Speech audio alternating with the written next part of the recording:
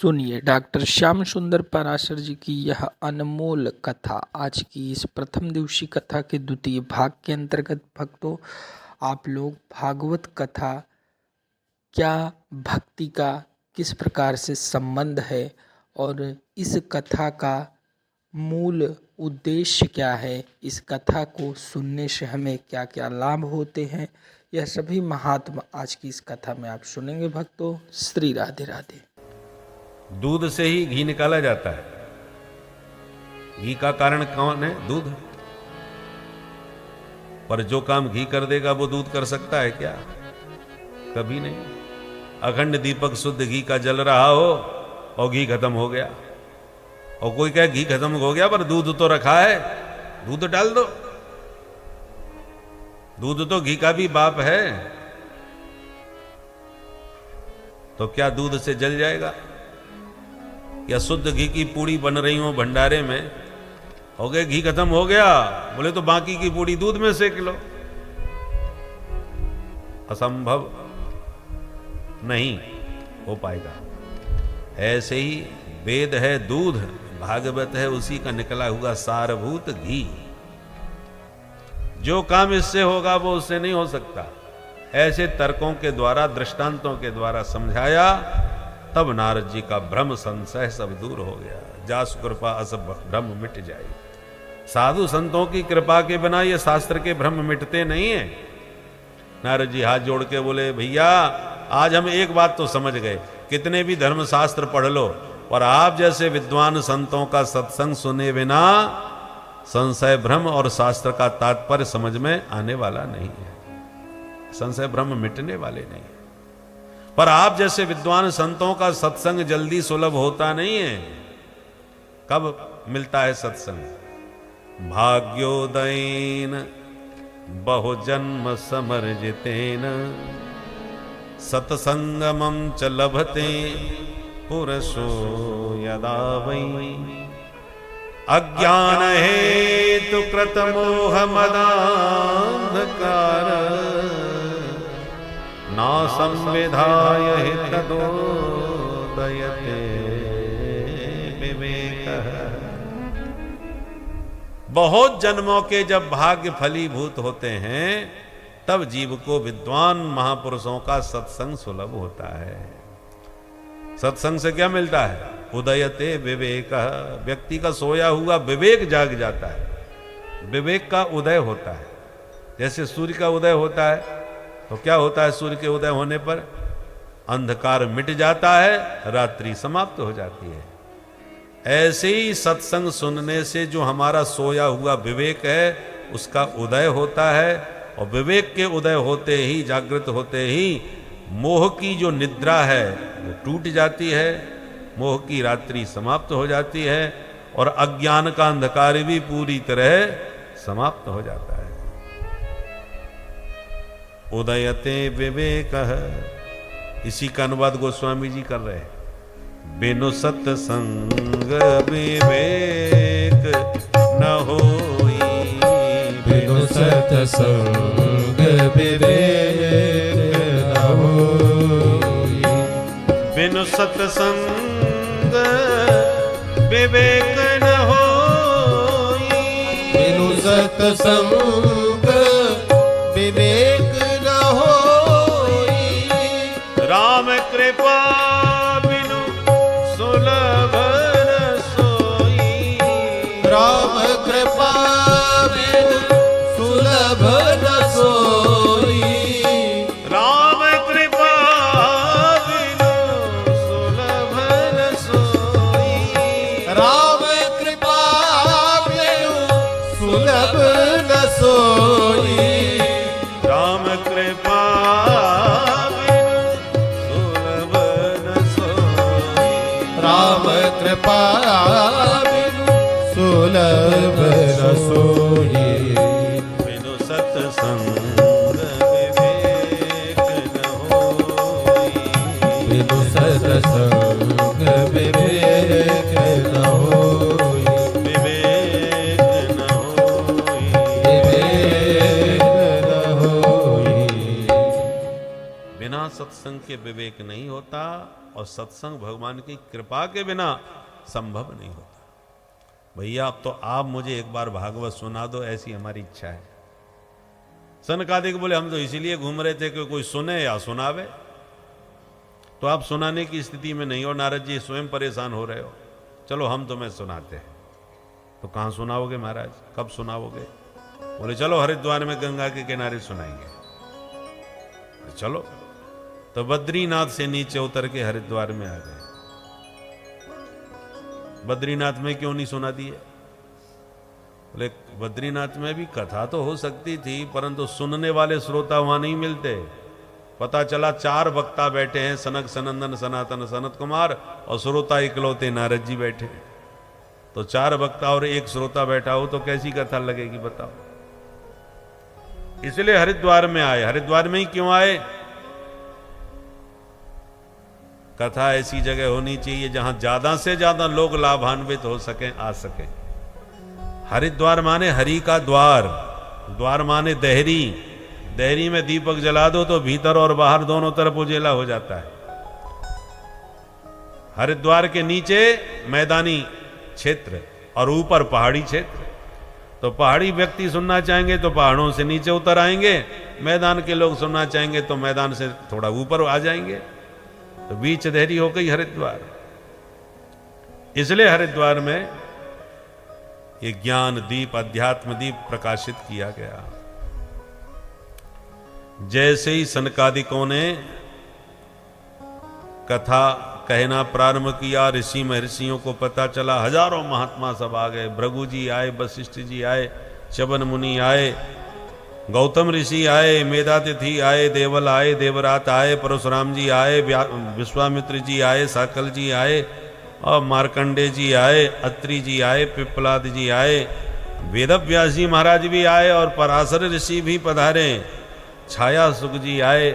इस प्रकार से बड़े बड़े संत महात्मा कथा सुनने के लिए गंगा किनारे हरिद्वार में पहुंच गए, क्योंकि श्रोता वक्ता दोनों ही ज्ञान के भंडार थे।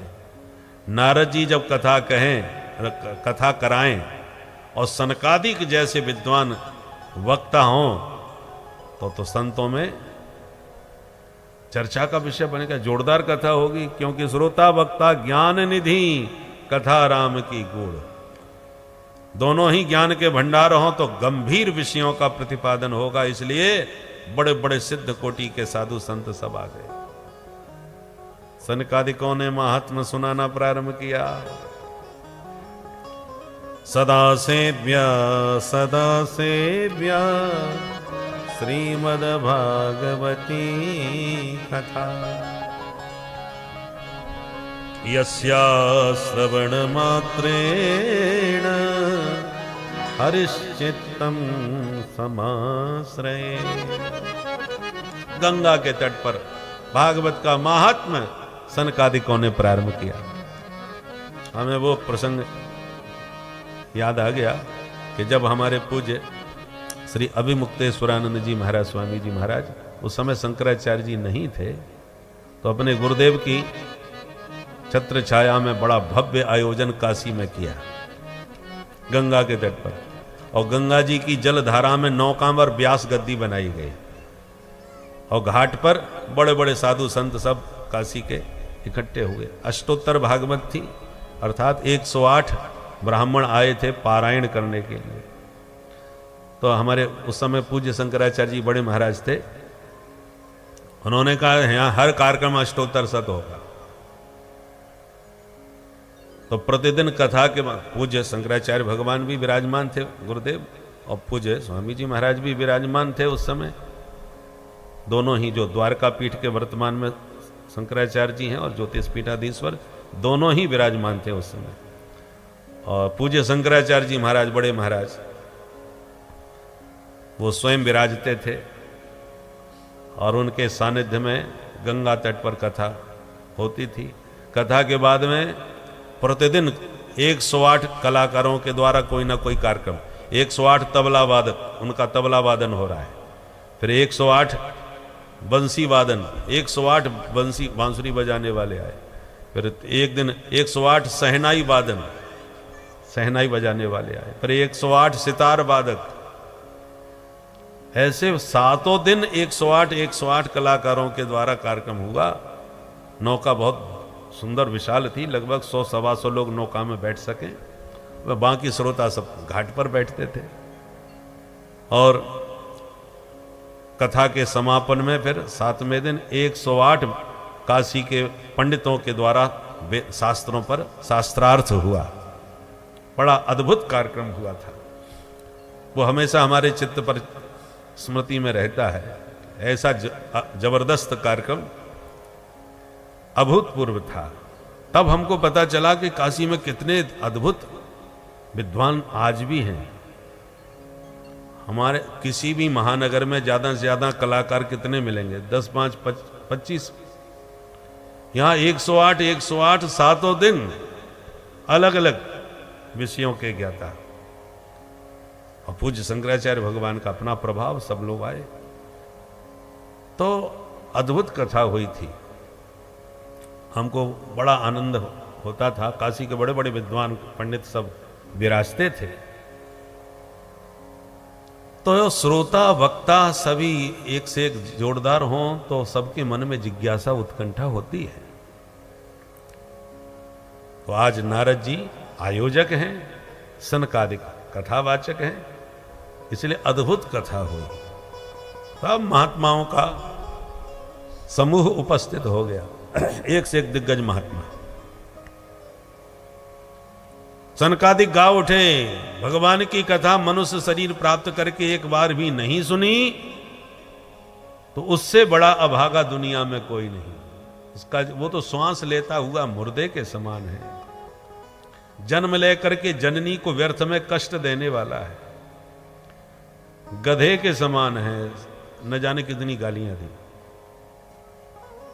और सनकादि कहते हैं, नारद जी ये हम नहीं कह रहे, ऐसा देवता लोग कहते हैं कि जिस अमृत को, कथा को सुनने के लिए हम स्वर्ग से नीचे आए, तब भी हमको ये कथामृत नहीं दिया सुखदेव जी ने और भगा दिया, और वो इनको सुलभ हो रहा है फिर भी इसका पान नहीं करते, इनसे बड़ा अभागा कौन होगा।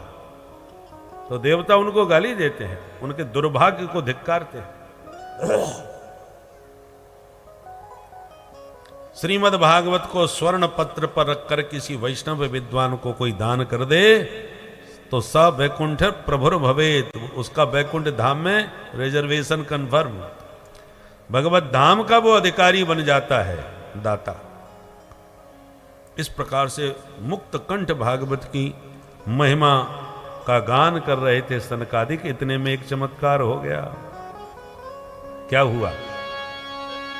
भक्ति सुतौ तौ तरुणौ गृहीत्वा प्रेमैक रूपा सहसा विरासी। भक्ति सुतौ तौ तरुणौ गृहीत्वा प्रेमैक रूपा सहसा विरासी। श्री कृष्ण गोविंद हरे मुरारे नाथे नामानि बदन्ति। श्री कृष्ण गोविंद हरे मुरारे नाथे नामानि बदन्ति। श्री कृष्ण गोविंद हरे मुरारे हे नाथ नारायण वासुदेवा। श्री कृष्ण गोविंद हरे मुरारे हे नाथ नारायण वासुदेवा। श्री कृष्ण गोविंद हरे मुरारे हे नाथ नारायण वासुदेवा। श्री कृष्ण गोविंद हरे मुरारे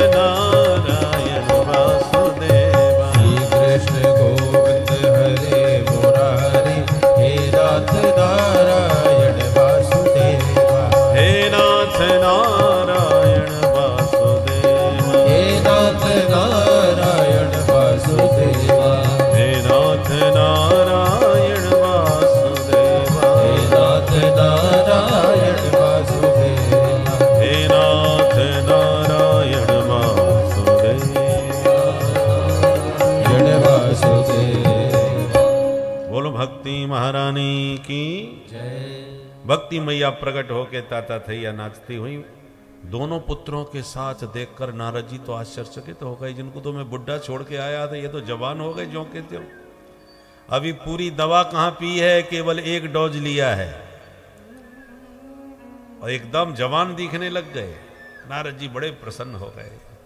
भक्ति माँ ने कहा अहम क्व तिष्ठामि, महाराज मैं कहां बैठ जाऊं। सनकादिक बोले निरंतरम वैष्णव मानसानी। ये जितने भक्त श्रोता सब बैठे इन सबके मन मंदिर में जाके देवी आप विराजमान हो जाओ, क्योंकि जिसके हृदय में भक्ति विराजमान हो जाती हैं भगवान बिन बुलाए उस भक्त के हृदय में जबरदस्ती घुस जाते हैं। फिर भगवान भी अपने आप को रोक नहीं पाते, क्योंकि भक्ति उनकी प्राण प्रिया है और भगवान उनके प्रियतम हैं। तो अपनी प्रिया का पीछा करते करते ये जहां जाती हैं वहीं ये पहुंच जाते हैं। तो या हुतस्तु भगवान याति नीचग्रहे स्वपी। कितना भी कोई पतित से पतित पापी प्राणी क्यों ना हो, भक्ति उसके हृदय में आई तो भगवान अपने आप खिंचे चले आते हैं। इसलिए सकल भुवन मध्य निर्धनास्ते धन्या निवसति हृदय श्री हरेर भक्ति रेखा। हरिरपि निज लोकम सर्वथा तो विहाय प्रविशति हृदय तेषां भक्ति सूत्रोपनद्ध।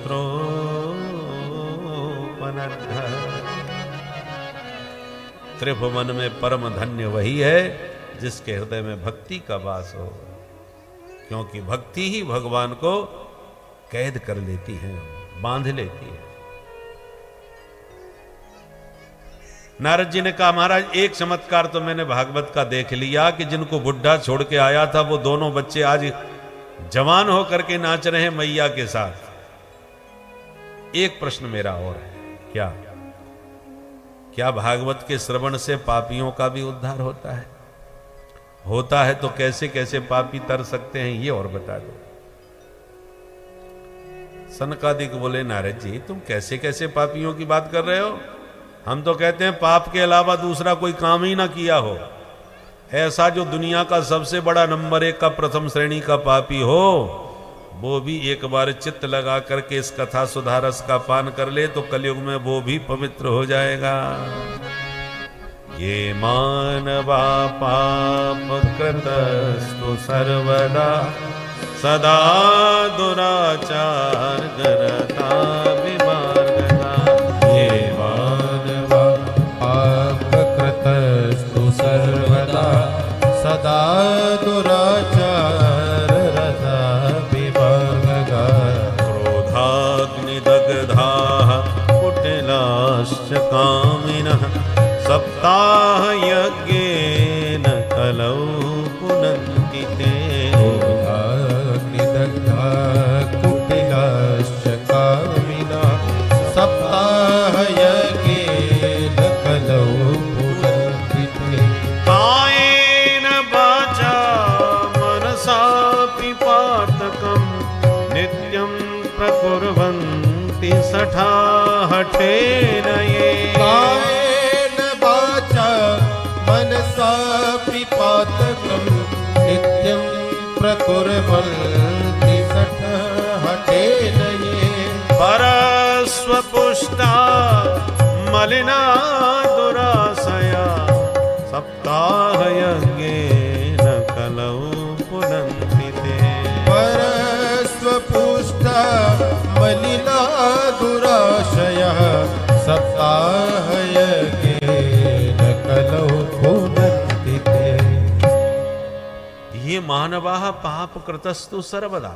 जीवन भर जिसने पाप किया हो, क्रोध की आग में जलता रहता हो, हैं?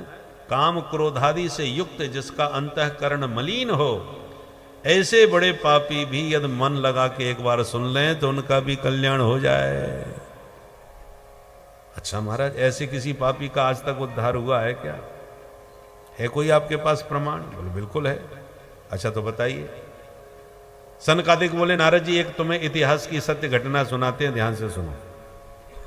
एक तुंगभद्रा नामक नदी के किनारे एक पंडित जी रहते थे, उनका नाम था पंडित आत्मदेव शास्त्री। बड़े भारी विद्वान थे और धनवान भी थे, मोटा माल पानी था। भिक्षुको वित्तवान लोके तत्प्रिया धुंधुली स्मृता।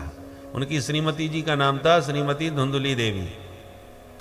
पतिदेव जितने सज्जन और विद्वान थे, पंडितानी उतनी ज्यादा खतरनाक थी। 24 घंटे लड़ाई झगड़ा, और जिस दिन लड़ाई झगड़ा ना हो उस दिन मूड खराब रहता था कि आज बिल्कुल दिन पूरा बोरियत का गया। और कहीं डंडा बज जाए और हाथापाई हो जाए, सोई उसे आनंद आ जाता था, अरे खुराक मिल गई भाई। ऐसी खतरनाक पंडितानी थी। और पंडित जी समझदार विद्वान थे तो अपना निर्वाह कर लेते थे।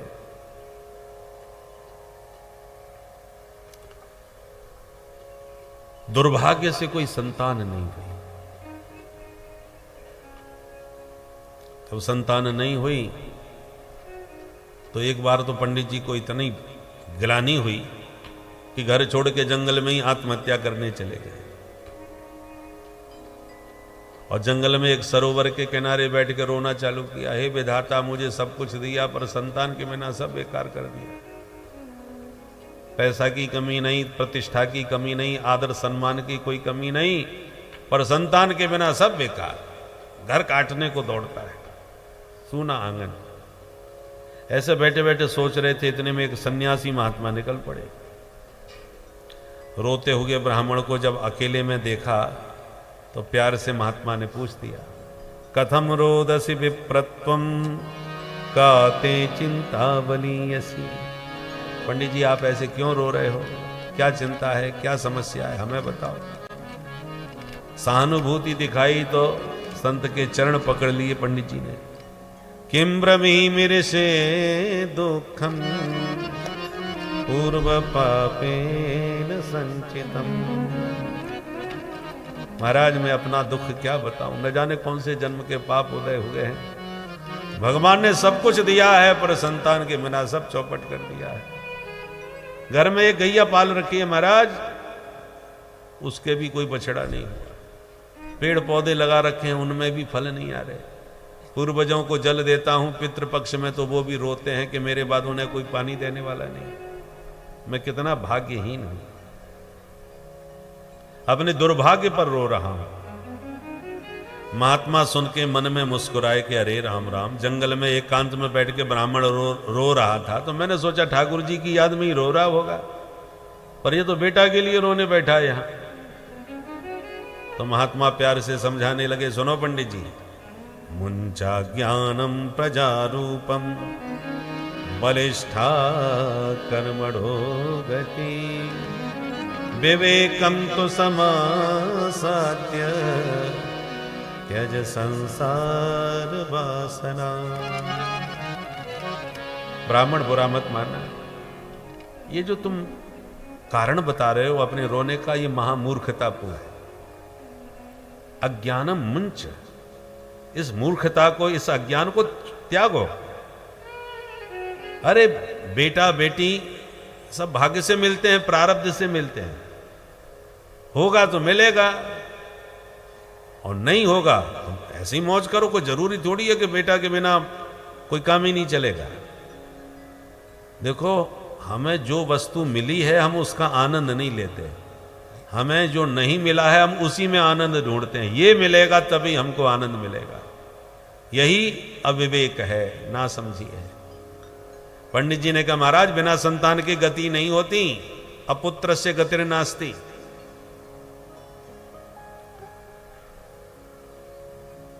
महात्मा बोले सुनो, जो भगवान का हो जाता है उसको फिर किसी की जरूरत नहीं पड़ती। तुम्हें जिंदगी में अगर सच्चा आनंद चाहिए ना तो चलो मेरे साथ सन्यासी बन करके फिर देखो जिंदगी की क्या मस्ती है।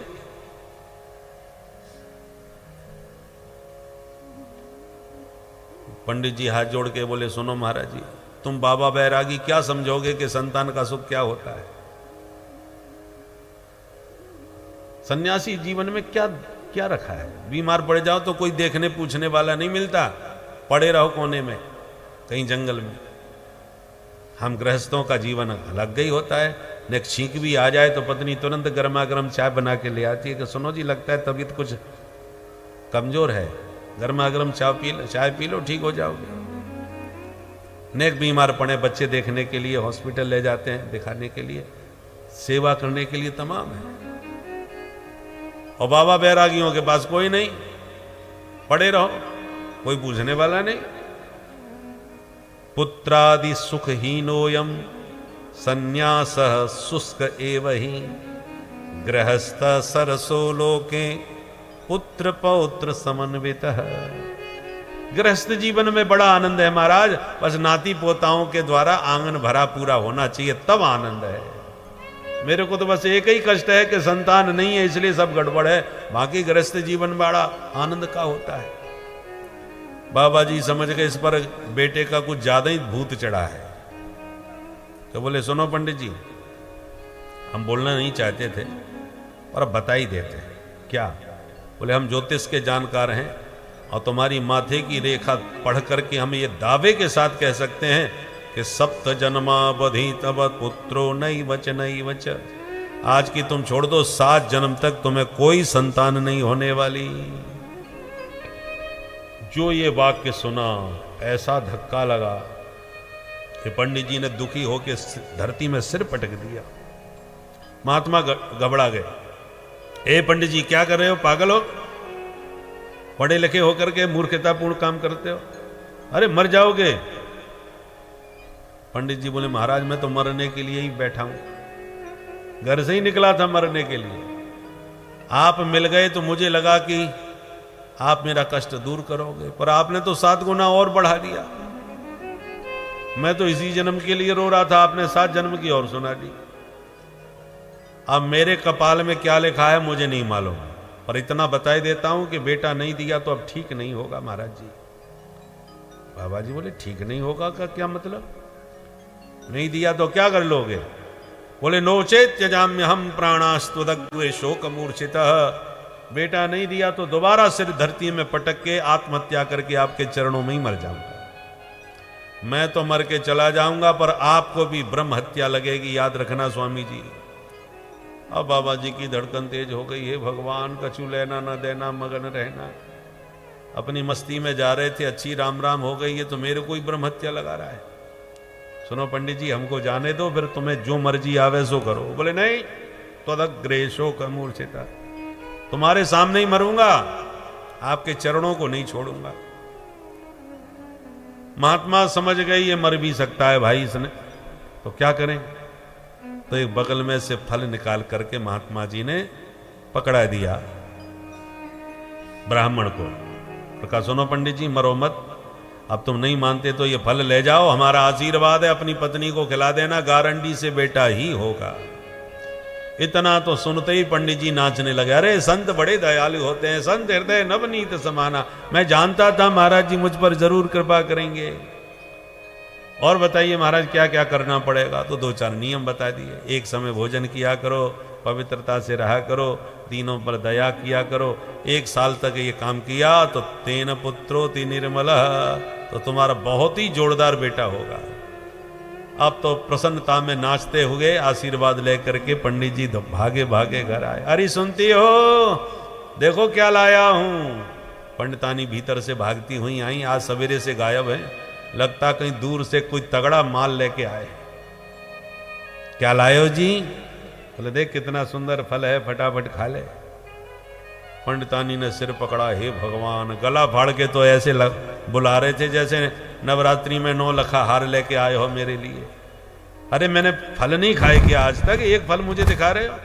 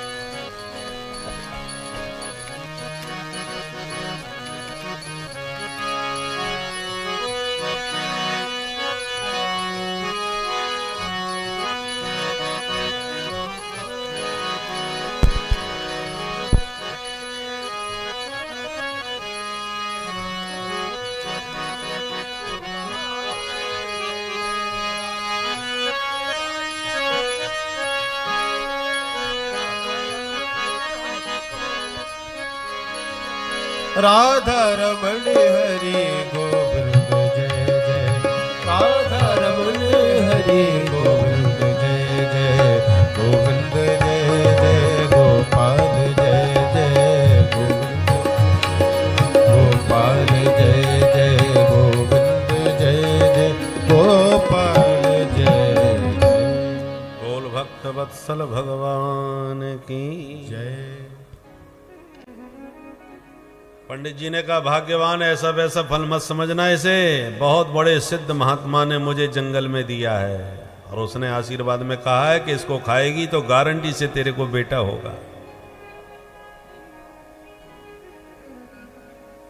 अब धुंधली तो धुंधली ठहरी। उसने मन में सोचा कि लगता है मेरे ऊपर कोई जादू टोना करवा रहे हैं किसी बाबा जी से।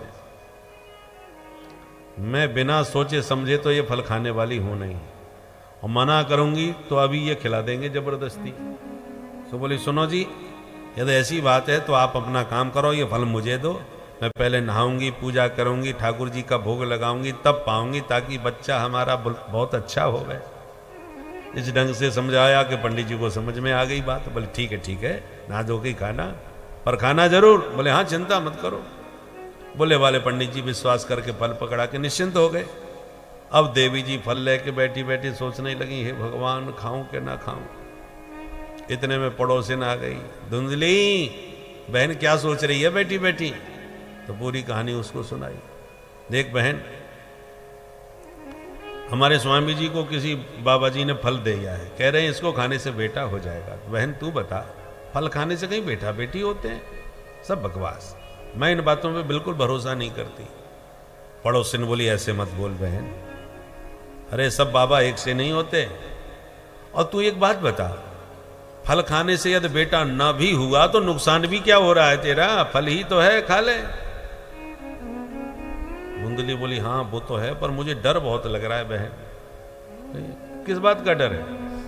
बोले फल भक्षेण गर्भस्यात् गर्भेणोदर वृद्धता स्वल्प भक्षम ततो शक्ति गृह कार्यम कथम भवेत्। मैंने यदि फल खा लिया और सचमुच में मैं पेट से हो गई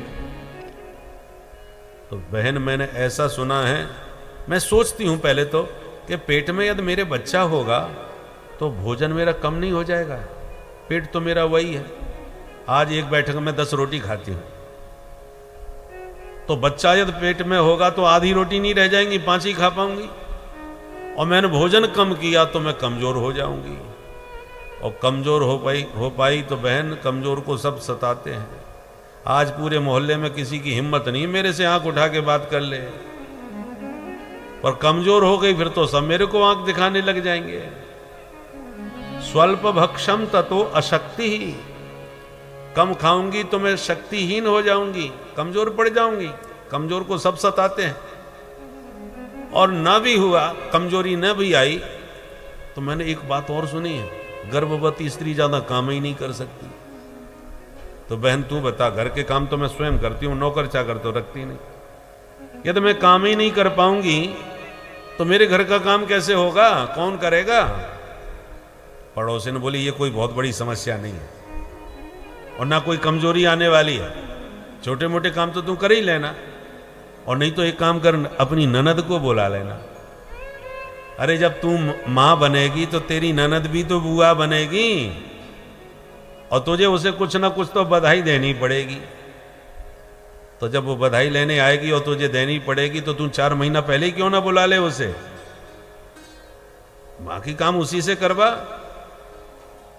घर के भी काम होते जाएंगे, बाद में जब बधाई देनी है तो थोड़ी बधाई अच्छी सी दे करके उसे खुश कर देना।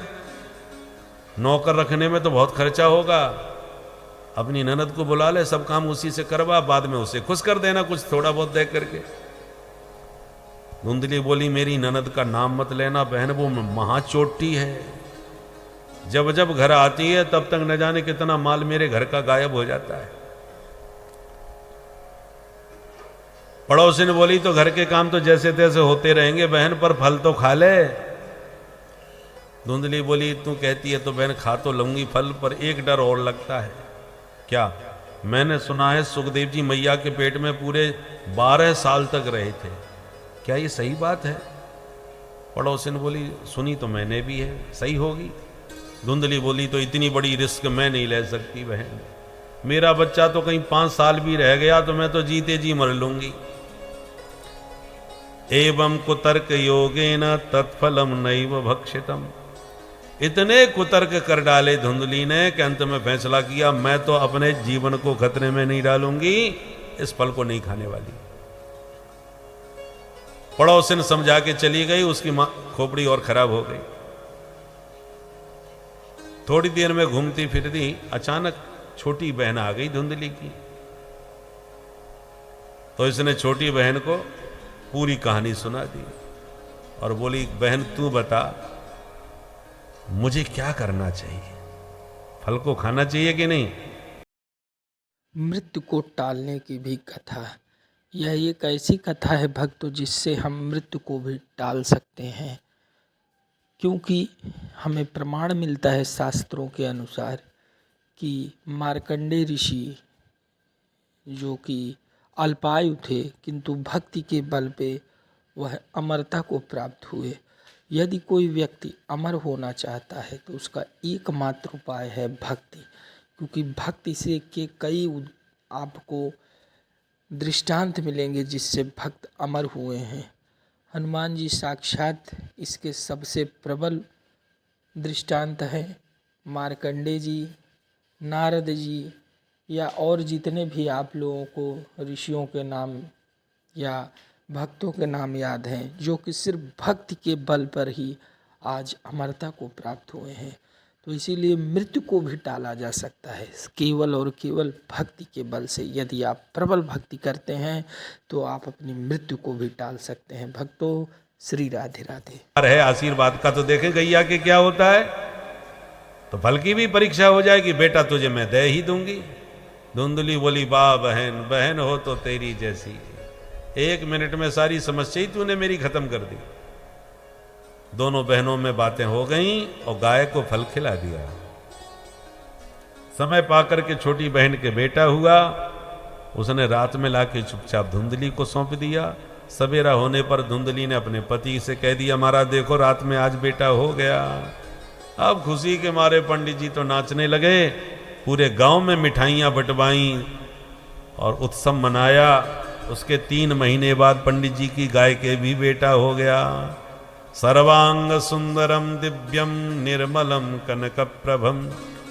गाय का बेटा सर्वांग सुंदर, मनुष्य जैसा, केवल कान गाय जैसे लंबे थे। पूरा गांव उमड़ पड़ा, भैया भगवान देते हैं तो छप्पड़ फाड़ के देते हैं, कहां तो पंडित जी के एक भी बच्चा नहीं, अब गाय के भी बेटा हो गया। देखो पंडित जी का आनंद दुगना हो गया, 2 बच्चे हो गए। संत का आशीर्वाद। बच्चों के नामकरण किए, गाय के बेटे का नाम रखा गौकर्ण।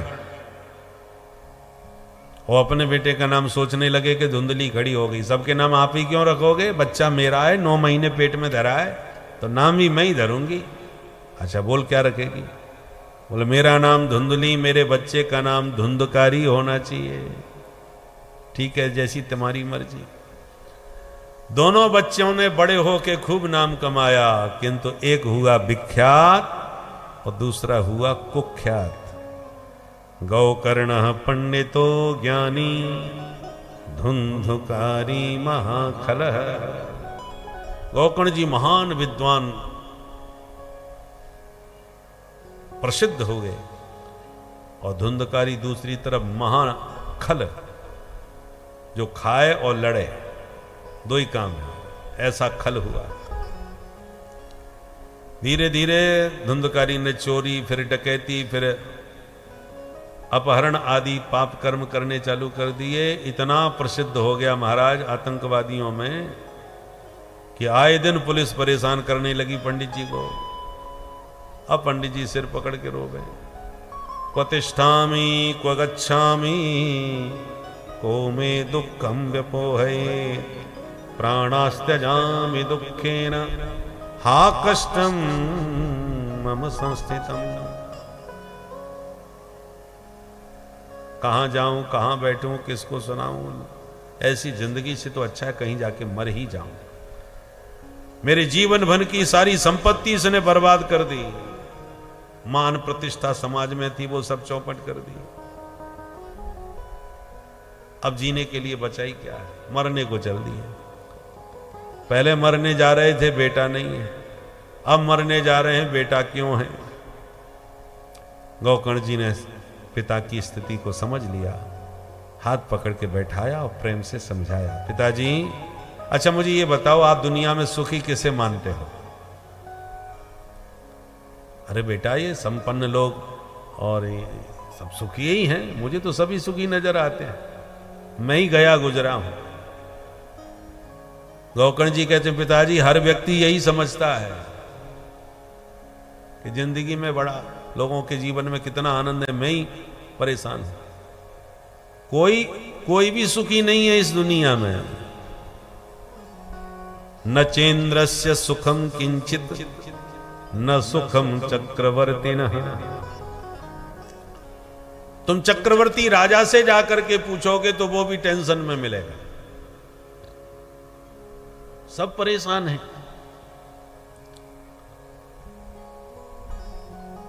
अरे घर का जो मालिक होता है वो टेंशन में कितना रहता है, खर्चा पानी बहुत बढ़ रहा है, क्या कर रहे हैं भैया, सिलेंडर नहीं मिल रहा, ये नहीं मिल रहा, तमाम प्रकार के झंझट होते हैं। अब पूरा देश जो चला रहा है, प्रधानमंत्री से पूछो वो कितना टेंशन में होगा, किसका साथ दें किसका ना दें, किसको क्या दें क्या ना दें, और हर बात में नेक कसर पड़ जाए पूरे देश के लोग उसी को गाली देते हैं कि इस मूर्ख ने ये कर दिया वो कर दिया। दिन रात 24 घंटे कितना भी मेहनत कर लो कोई ना कोई तो शिकायत सबसे बनी रहती है। पानी पी पी के लोग गाली देते हैं तो उसको कितना टेंशन होगा सोचो जरा। जब छोटे से गृहस्थ जीवन में आपको एक परिवार चलाने में इतना टेंशन होता है तो पूरा देश जो चला रहा है उसको कितना टेंशन होगा। जिसके प्रतिकूल कार्य हो जाए वही महाराज गाली देने लग जाए, बड़े बड़े आतताई मारने के लिए 24 घंटे घात लगाए बैठे हैं, अवसर ढूंढते हैं। और जो सारे विश्व का चौधरी बनना चाहता है उसको कितना टेंशन होगा कि बताओ हमने सोचा जल्दी निपट जाएगा, ये तो भाई नाक में दम कर दिया हमारा। तो जितने बड़े बड़े लोग दिग्गज आपको हम लोग उनको सुखी समझते हैं कि ये बड़े पावरफुल लोग हैं, सबसे ज्यादा टेंशन में वही लोग रहते हैं। तो फिर बेटा सुखी है कौन इस दुनिया में? बोले पिताजी एक ही सुखी है। कौन? सुखमस्ति विरक्तस्य मुनिरेकांत जीविनः। जो नितांत एकांत में शांत बैठ के हरि का भजन करके मस्त हैं वे संत ही सुखी हैं। मां की दुनिया में सब दुखी है, नानक दुखिया सब संसार। ये शब्द सुनते ही आत्मदेव जी को वो सन्यासी की बात याद आ गई। वो बाबा जी ने भी यही कहा था कि सन्यासे सर्वथा सुखम, और गोकर्ण भी वही बात कह रहा है, बात में दम है। बोले बेटा बात तो तेरी समझ में आ रही है कि सन्यास में ही सुख है, पर सन्यास कैसे लूं, मन तो भगवान के भजन में कहीं लगता नहीं। तब गोकर्ण जी ने 2 श्लोकों में दिव्य उपदेश दिया, सारे शास्त्रों का सूत्र रूप में ही उपदेश दे दिया। देहिस्तिमां सरुधरे भिमतिं त्यजत्वं जाया सुतादिषु सदा ममतां विमुञ्च पश्यानिशं जगदिदं क्षणभङ्गनिष्ठं वैराग्यरागरसिको भवभक्तिनिष्ठः धर्मं भजस्व सततं त्यज लोकधर्मान् सेवस्व साधु पुरुषान् जयि कामतृष्णान् अन्यस्य दोषगुण चिन्तनमाशु मुक्त्वा सेवा कथा रसमहो नितरां। इन 2 श्लोकों का निरंतर चिंतन करना चाहिए प्रत्येक मनुष्य को। सभी शास्त्रों का सार गोकर्ण जी ने निकाल के दिया है। पिताजी, 2 रस्सियों में हम बंधे हुए हैं सब जीव। उन रस्सियों के नाम हैं अहमता और ममता, मैं और मोर। मैं किसको मानते हैं? इस शरीर को। और मेरा किसको मानते हैं? शरीर के नातों को। ये 2 ही रस्सियां हैं जिसमें हम बंधे पड़े हैं। मैं और मोर तोरते माया। माया के ये 2 ही फंदे हैं। इन फंदों से धीरे धीरे अपने को मुक्त करो। मैं शरीर नहीं, मैं शरीरी हूं, आत्मा हूं, अविनाशी हूं। और मेरा संसार में कोई नहीं। मेरा यदि कोई है तो केवल मेरे प्रभु हैं। प्रभो रहम मम प्रभो। मैं प्रभु का हूं और प्रभु ही एकमात्र मेरे हैं। बस ये 2 रस्सियों के बंधन को खोल दो, आप मुक्त हो गए। कहना बहुत सरल है पर खोलना बड़ा मुश्किल है। यद्यपि मृषा छूटत कठिनाई, जड़ चेतना है ग्रंथि पर गई। एक होती है घुर्र गांठ, जो जो खोलो त्यों तो उलझती चली जाती। कभी कभी जनेऊ उलझ जाता है ना, जनेऊ धारण करने वाले जानते होंगे। कभी कभी जनेऊ ऐसा उलझता है कि खोपड़ी खराब हो जाती है सुलझाने में। ऐसे ही जड़ और चेतन की ऐसी गांठ पड़ गई है बंधन की कि इसको जितना हम खोलते हैं उतना उलझती चली जाती है, जल्दी सुलझ नहीं पाती। मैं और मेरा, मैं कौन हूं अपने आप को पहचानो, और मेरा कौन है उस अपने को पहचानो। जिसने मैं और मेरा का शोधन कर लिया, समझ लिया, समझ लो मुक्त हो गया। गौकर्ण जी कहते हैं, पिताजी वैराग्य के रसिक बनो, संसार के राग में न पड़ो।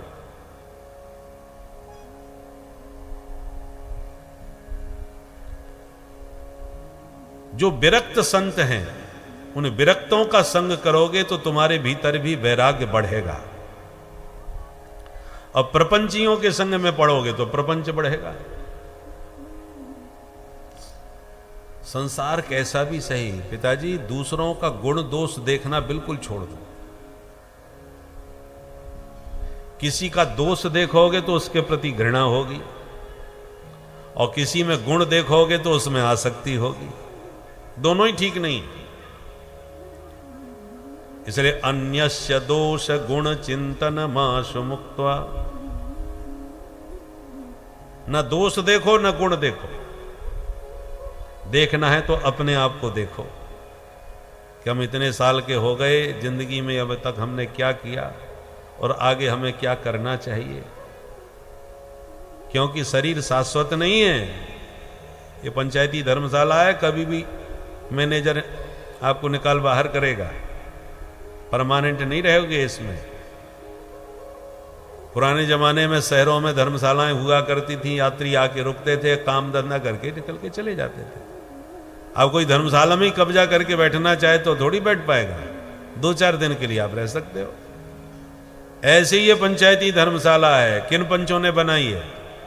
चित जल पावक गगन समीरा, पंच रचित अति अधम शरीरा। चित जल पावक गगन समीरा, पंच रचित अति अधम शरीरा। अति अधम शरीरा, अति अधम शरीरा। तो ये शरीर पंचायती धर्मशाला है, इसमें परमानेंट थोड़ी रहोगे। कोई 50 साल रह लिया, कोई 70 साल, ज्यादा से ज्यादा 100 साल रह लोगे बस। अंत में काया कुटी खाली करना पड़ेगा, छोड़ के तो जाना पड़ेगा। एक क्षण का भी पता नहीं है कि कब निकाल दिया जाए इस धर्मशाला से बाहर। आजकल माहौल आप देख ही रहे हो, बम बारूद कितने बरस रहे। कब परमाणु युद्ध छिड़ जाए और कब जैसी आराम सब हो जाए। इसलिए आत्मनिरीक्षण करते रहो, अब तक हमने जीवन में क्या किया और हमें क्या करना चाहिए, क्योंकि कभी भी विदाई दुनिया से हो सकती है। तो जो करने योग्य कार्य है उसको जल्दी कर लो। कल पर मत छोड़ो। काल करे सो आज कर, और आज करे सो अब। पल में परलय होएगी, बहुर करेगा कब। एक पल का भरोसा नहीं, कब क्या हो जाए। इसलिए अपने कर्तव्यों का पूरी तरह पालन फटाफट कर लो। आप अपने बारे में सोचोगे तो उसका कुछ परिणाम होगा। दूसरों के बारे में सोच के अपना समय नष्ट क्यों करते हो? फलाने ने ऐसा कर दिया, फलाने ने वैसा कर दिया, फलाना ऐसा कर रहा है, उसने बहुत बड़ा घोटाला किया है, उसने इतना रुपया लूट लिया। अरे दुनिया को जो करना है करने दो। उस तुम्हारे सोचने से, तुम्हारे कहने से उस पर कोई फर्क नहीं पड़ने वाला। तुम अपना समय और अपनी बुद्धि नष्ट कर रहे हो, बेकार कर रहे हो। आप अपने बारे में सोचिए, अपने से फुर्सत मिले तब दूसरे की सोचिए। इसलिए पिताजी, गुण दोष देखना, दूसरे का चिंतन करना ही बिल्कुल छोड़ दो,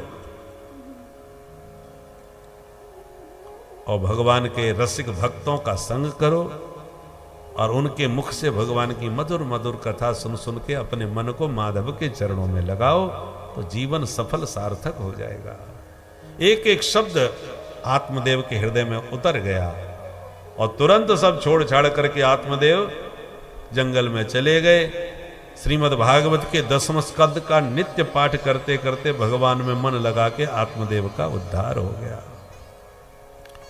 पर पिताजी के जाने के बाद धुंधकारी ने डंडा लिया और माताजी को मारना पीटना चालू किया। माल निकालो माताजी, सारा माल तुम्हें बता के गए होंगे पिताजी। धुंधली के दुष्ट, तूने सब तो बर्बाद कर दिया, घर में बचाई क्या है जो मैं तुझे दूं? तो मारने पीटने लगा।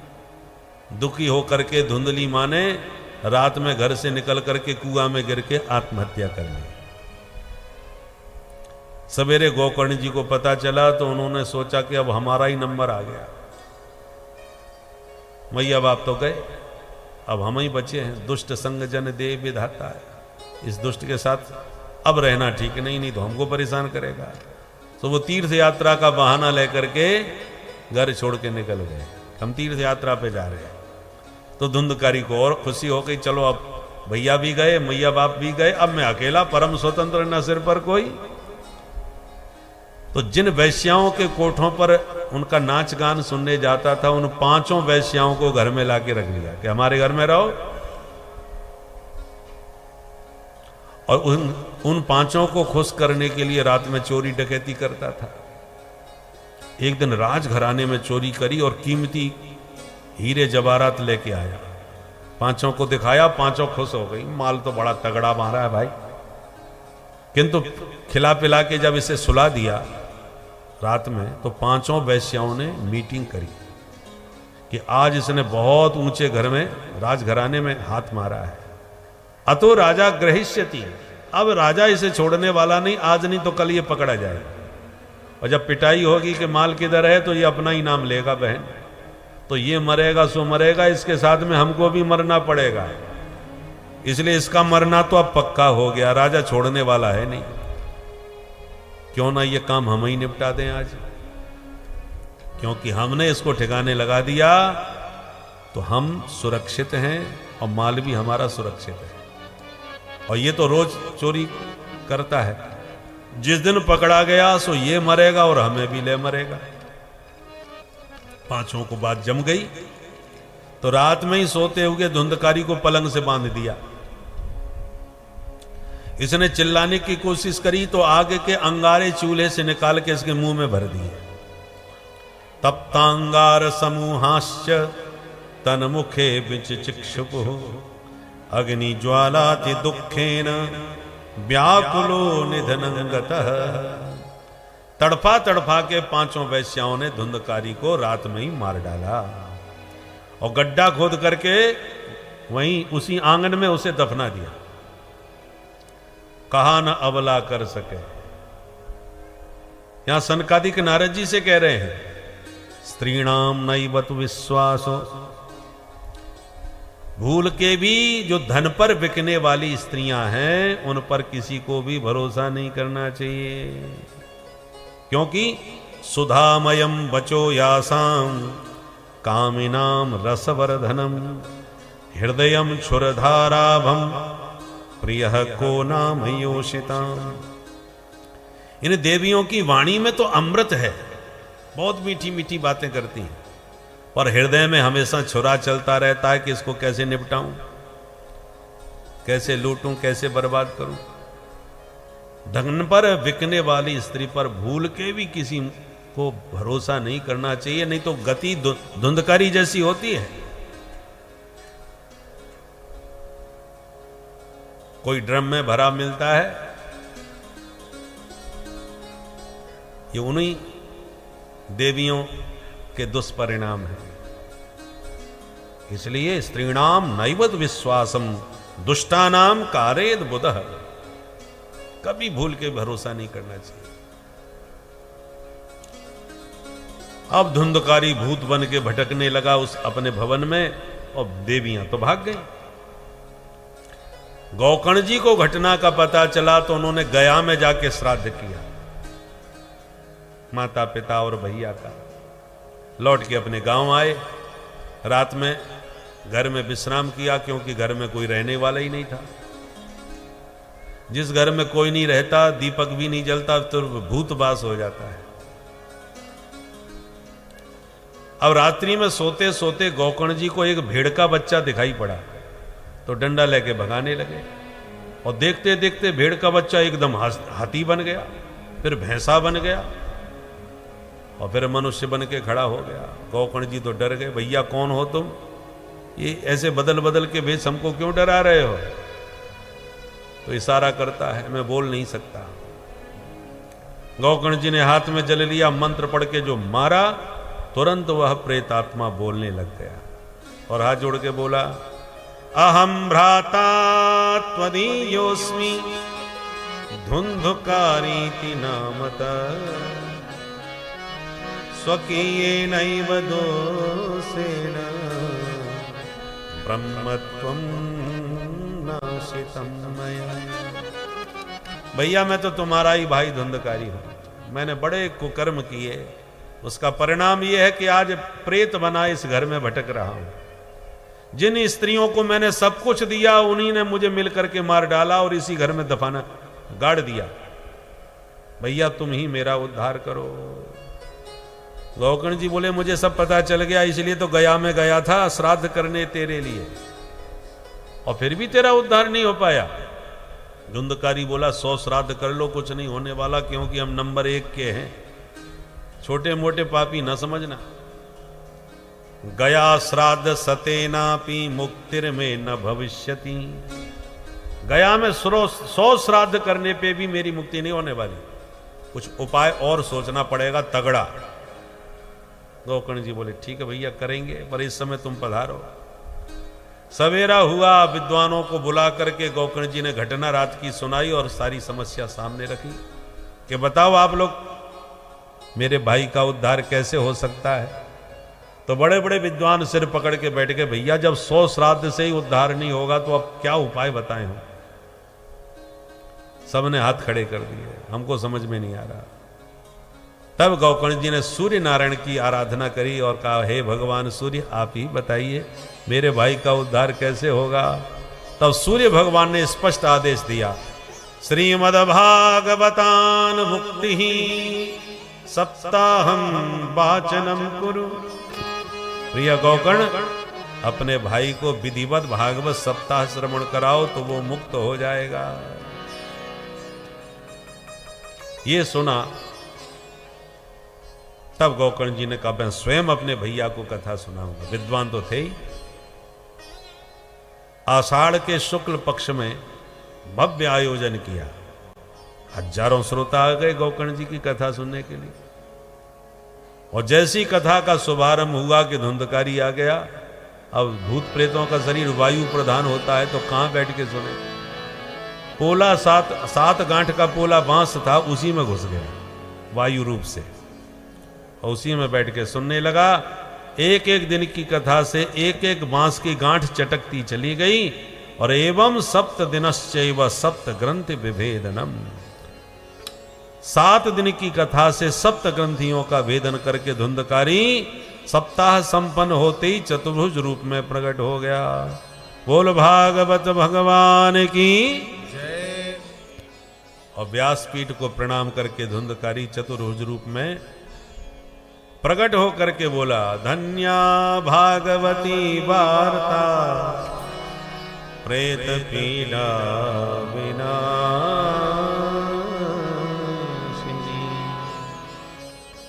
धन्य है ये भागवत की कथा जिसने मेरे जैसे पापी प्रेत को भी पवित्र कर दिया। आज मुक्त कंठ गौरव गाथा गाई भागवत की धुंधकारी ने। एक अलौकिक विमान आकाश मंडल से आया,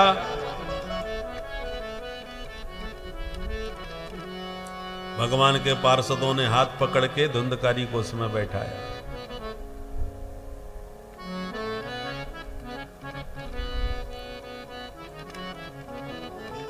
पर जैसी जाने लगे तो गोकर्ण जी ने रोका, सुनो सुनो भैया, 1 मिनट हमारी भी एक बात सुन जाओ। कहो।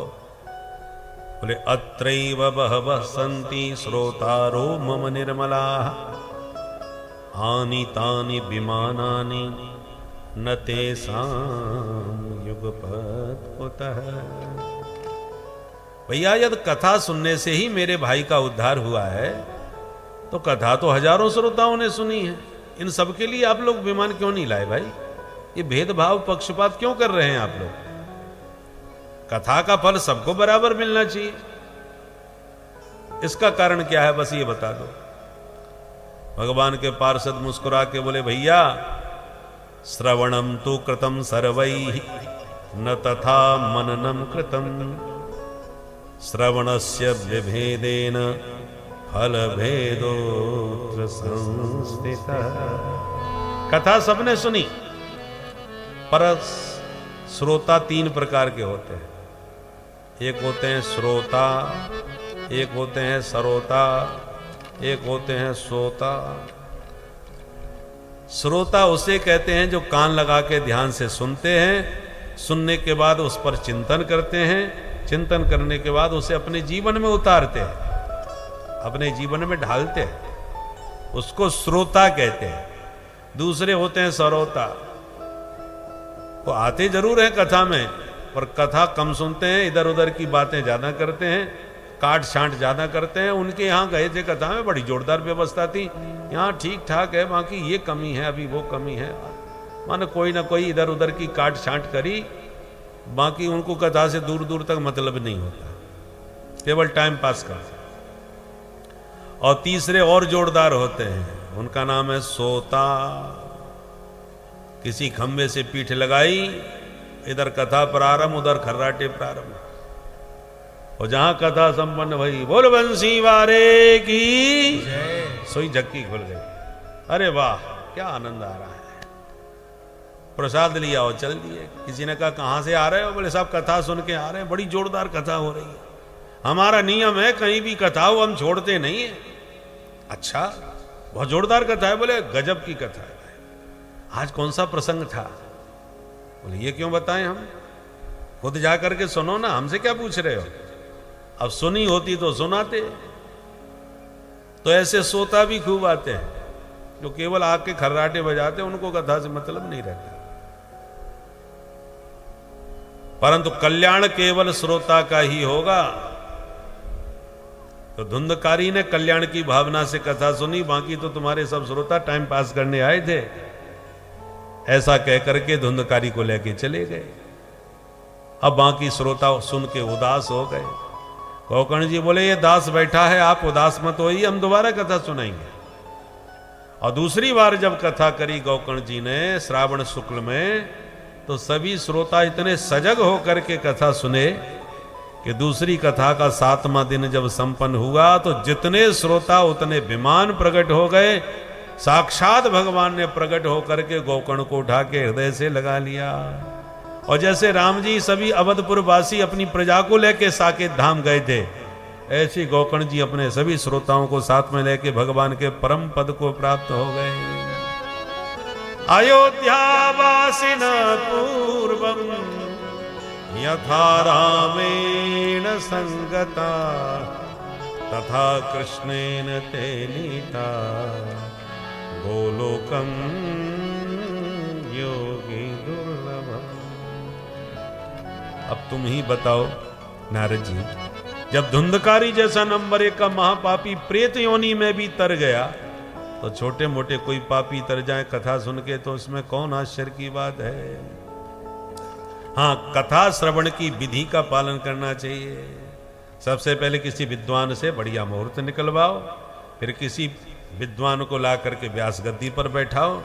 व्यास गद्दी पर जब वक्ता बैठ जाए तो उसे साक्षात व्यासनंदन सुखदेव जी के रूप में ही देखो, उसी भाव से उसका पूजन अर्चन करो, उससे प्रार्थना करनी चाहिए। सुखरूप प्रबोधज्ञ सर्वशास्त्र विशारद एतत् कथा प्रकाशेन मद ज्ञानम विनाशय। हे सुखदेव जी महाराज, आप इस महापुरुष की वाणी से हमें ऐसा दिव्य उपदेश सुनाइए कि जन्म जन्मांतर का हमारा अज्ञान रूपी अंधकार मिट जाए, हमारे भीतर ज्ञान का प्रकाश उदय हो जाए। इस प्रार्थना से व्यास गद्दी का पूजन करें। और वक्ता का चयन करने में बहुत सावधानी रखें। वक्ता कैसा होना चाहिए? वैराग्य जिसके भीतर भरा हो, वैष्णव हो, भगवान का भक्त हो, और विप्र देह हो, शरीर से मन जन्म से भी विप्र हो और कर्म से भी विप्र हो,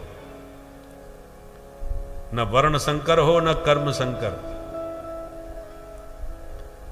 ऐसा वक्ता, क्योंकि ब्रह्म विद्या का उपदेश किसी ब्राह्मण की वाणी से ही फलीभूत होता है। शुद्ध गाय के दूध का बढ़िया मेवा डाल करके खीर बनाई, रबड़ी जैसी घोंट करके, केसर डाल के, और जब कोई बर्तन नहीं मिला परोसने के लिए कि किसमें पवाएं महाराज जी को, तो एक खोपड़ी पड़ी मिल गई, उसी को रगड़ के गंगा जी में चमका करके फिर उसमें परोस करके देती। महाराज लगाओ भोग। क्या है? बोले महाराज गाय के दूध की बढ़िया खीर है, रबड़ी जैसी। बोले जी बर्तन कहाँ से लाए? बोले महाराज आप जंगल में। ऐसी कथा जो जीवित तो जीवित मृत व्यक्तियों, मृत आत्माओं के भी उद्धार का कारण बनती है, ऐसी विशेष कथा को सुनने से आपका तो उद्धार होकर ही रहेगा। कथा के अंत में हम यही कहना चाहेंगे भक्तों कि इस जीवन का उद्देश्य मात्र और मात्र प्रभु भक्ति है, और इस उद्देश्य को कभी ना भूलें। कथा अवश्य रोज सुने, क्योंकि कथा सुनने से हमारे प्रभु के प्रति भक्ति और प्रगाढ़ होती है। दिन प्रतिदिन यह बढ़ती चली जाती है और अंततो गत्वा आप आनंद की परम अवस्था को प्राप्त करते हैं, क्योंकि मानव का ये जो जीवात्मा है यह आनंद का ही अंग है। तो आनंद इसकी मूल उद्देश्य, इसका आनंद प्राप्त करना ही है, और आनंद आपको सिर्फ और सिर्फ भक्ति में ही मिलेगा, क्योंकि यही सभी सुखों की खान है। इस भक्ति के द्वारा ही आप परम पद को भी प्राप्त कर सकते हैं, ईश्वर को भी प्राप्त कर सकते हैं। उस सुपर नेचुरल पावर से आप जुड़ सकते हैं जो आपके हर कष्टों का नाश करेगी। भक्तों, श्री राधे राधे। दृष्टांत पटु हो, कथा का जब विश्राम होवे तो सभी श्रोताओं को हरिनाम संकीर्तन प्रेम से ताली बजा के करना चाहिए। कीर्तन की बात सुन के नारद जी खुश हो गए। तुरंत नारद जी ने बीणा पर छेड़ दिया राग मालकोश। तो प्रहलाद जी प्रकट होके ताली बजाते हुए कीर्तन में सम्मिलित हो गए। उद्धव जी मजीरा बजाते हुए आ गए। अर्जुन मधुर स्वरों से अलाप भरने लगे स्वरों का। तो देवराज इंद्र ने प्रकट होके मृदंग बजाना प्रारंभ कर दिया। सनकादिक जय जयकार करने लगे और भक्ति मैया ज्ञान वैराग दोनों पुत्रों को हाथ पकड़ के खड़ी होकर के ताता थैया थिरकने लगी, नाचने लगी। गायनम वादनम नृत्यम त्रयः संगीत मुच्यते। गायन, वादन और नृत्य तीनों को मिला के संगीत कहा जाता है। तो हरिनाम संकीर्तन दिव्य संगीत के साथ प्रारंभ हो गया। सभी श्रोता झूम उठे, नाच उठे और गा उठे। ब्रह्मा जी ब्रह्माणी के साथ भागे चले आए, भोले बाबा भवानी के साथ भागे आए। और भगवान नारायण की तो प्रतिज्ञा है, मद भक्ता यत्र गायंती तत्र तिष्ठामि नारद। लक्ष्मी नारायण भी प्रकट हो करके कीर्तन का आनंद लेने लगे। अब आइए हम और आप भी प्रेम से हरि नाम संकीर्तन करें, दोनों हाथ से ताली बजाते हुए मस्ती में।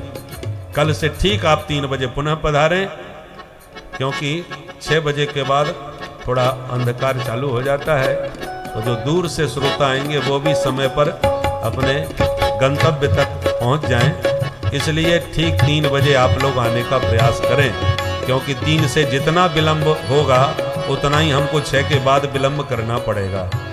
इसलिए आप लोग समय का ध्यान रखते हुए पधारें, तो ताकि समय पर ही कथा को प्रारंभ किया जा सके। बोल भागवत भगवान की जय।